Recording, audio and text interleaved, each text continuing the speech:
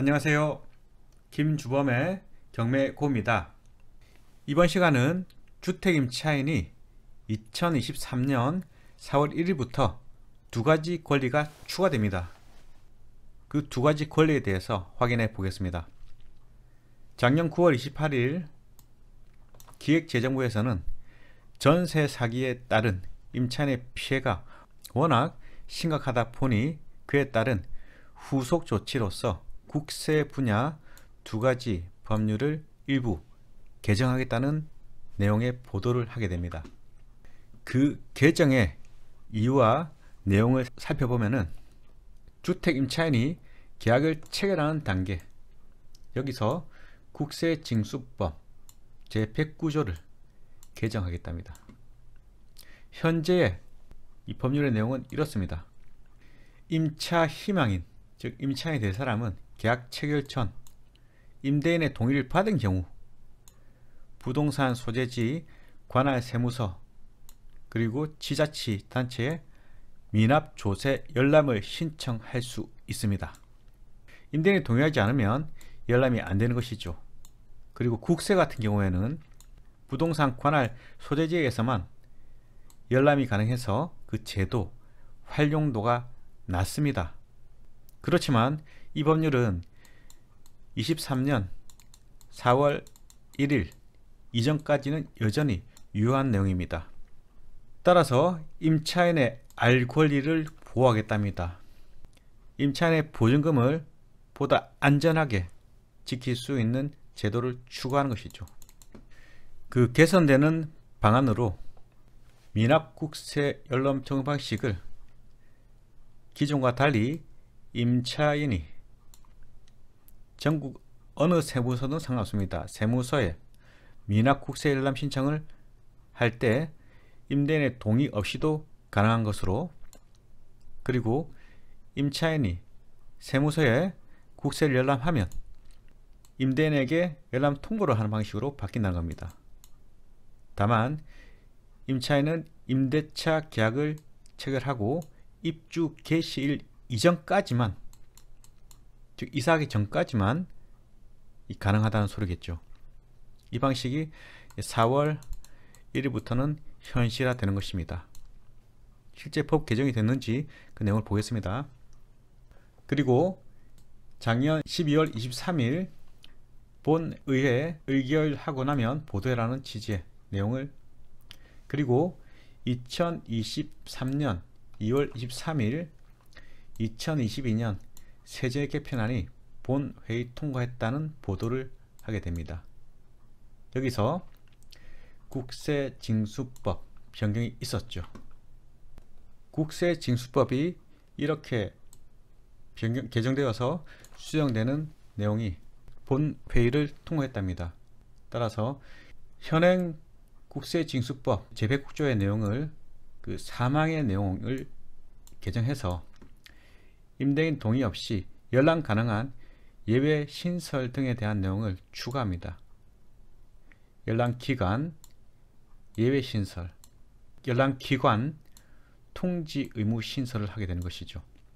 열람 기간은 임대차 계약 체결 전부터 임대차 개시일까지, 즉 입주 전까지 가능한 것이고, 그 원칙은 건물 소유자의 동의를 받아서 열람을 해야 되는 것이지만 예외적으로 임대차 계약을 체결했다면 임대인의 동의 없이도 임차인은 열람 신청이 가능한 것으로 바뀝니다.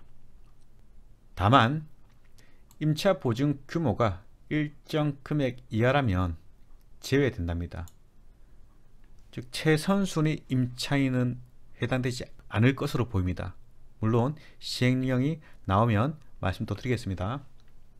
열람기관은 기존 국세의 경우에는 관할 소재지 세무서에서만 가능했지만 이제는 전국 세무서로 확대하는 것입니다. 그리고 통지 의무를 신설해서 열람 내역을 임대인에게 통지하는 것으로 이렇게 수정안이 나왔습니다. 그 시기는 2023년 4월 1일 이후에 열람 신청하는 분부터 결국 이 날짜 기준해서 그 조건, 임대차 계약 전 또는 임대차 개시일까지 라는 조건과 보증금이 일정 규모 이하라면 가능하겠죠. 그 전에 금액 아마 나올 것 같습니다. 이제 법률 개정에 대한 내용도 확정되었습니다. 국세징수법이 법률 제 19190호로 2022년 12월 31일 일부 개정되어서 그 시행을 23년 4월 1일날 한답니다. 그 109조에 대한 내용도 보면 미납국세 등에 대한 열람에 대한 내용이고, 개정 내용이 제1항이 개정된답니다. 그리고 신설된 규정이 있습니다. 원칙적 동의를 받아야 되지만 일정 금액 이상 초과하는 임대차는 그 기간 시작하는 날까지 임대인의 동의 없이도 신청을 할 수 있다는 거. 이런 신청에 필요한 사항은 대통령령으로 정한다고 하는데 아직까지 시행령은 나오지 않은 것 같습니다. 나오면 또 한번 말씀드리도록 하겠습니다. 이 국세징수법 109조가 왜 중요하냐 하면, 국세 또는 지방세 같은 경우에는 그 순위가 지정되어 있습니다. 만약에 이 세금이 발생한 시점이 임차인의 당역과 확정일자보다 빠르다면 임차인이 배당금을 받지 못합니다. 그러면 다음 사람에게 인수되겠죠.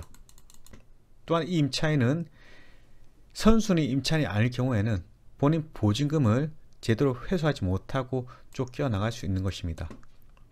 그런데 임대인이 동의하지 않으면 임차인은 임대인의 세금을 알 길이 없었습니다.